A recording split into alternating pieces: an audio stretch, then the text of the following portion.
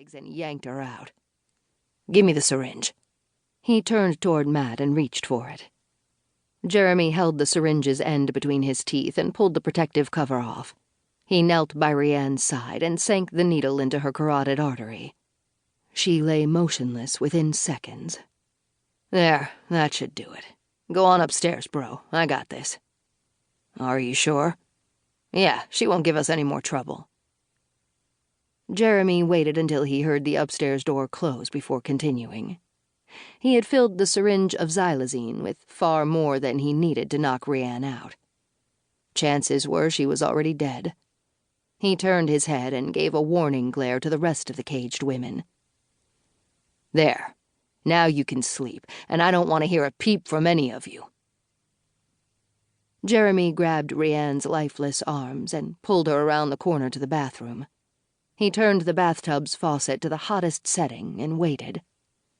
When the temperature was perfect, a scalding hot, sending steam to the room's ceiling, he closed the drain, stripped off her clothing, and rolled her into the tub. Her body scorched a brilliant red while he stared at her, watching for movement. When he saw none, he shrugged with satisfaction and walked out. Back around the corner at the bottom doors of the jelly cupboard, he pulled out everything else he needed.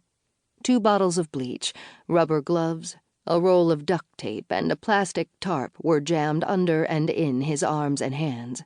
He scowled at the other women when he heard someone whimper. "Don't try my patience."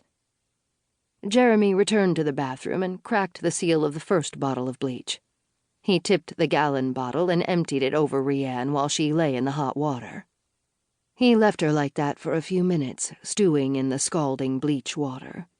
He folded back the sleeve of his yellow rubber glove and checked the time. Another minute should do it. There was a method to Jeremy's madness, and his routine was always the same. He didn't vary from the process that seemed to work well for him.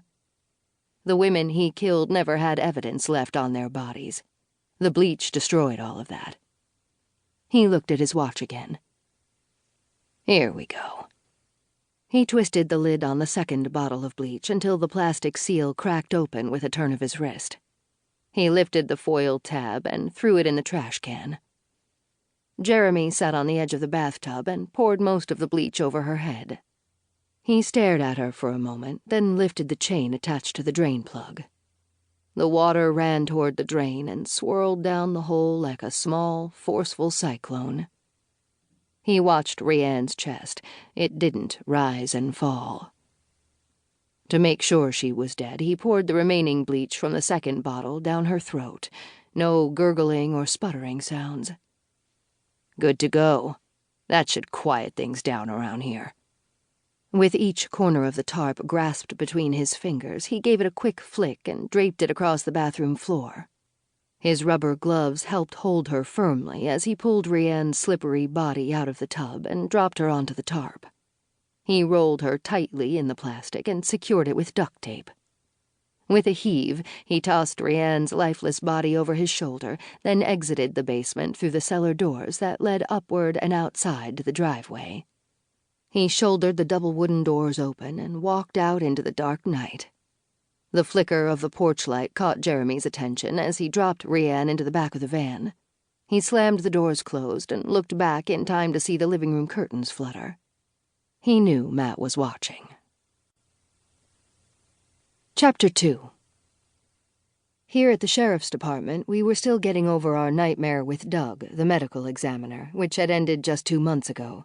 He was a sick man with demons that had plagued him for decades. None of us were aware of it until the end, when he was beyond help. Everyone had tried to make sense of it, but it was impossible. We later realized he had been sick for most of his life. The DNA results had confirmed that the bones we found in his basement, hidden behind a wall, belonged to his mother.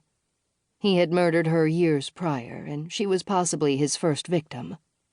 Doug had harmed my sister, Amber, and since her physical wounds had healed, I hoped her emotional ones had too. With that incident as a reminder of the dangerous people in all walks of life, and her determination, Amber would go forward with her goal of becoming an FBI profiler. I was certain she'd get there in record time.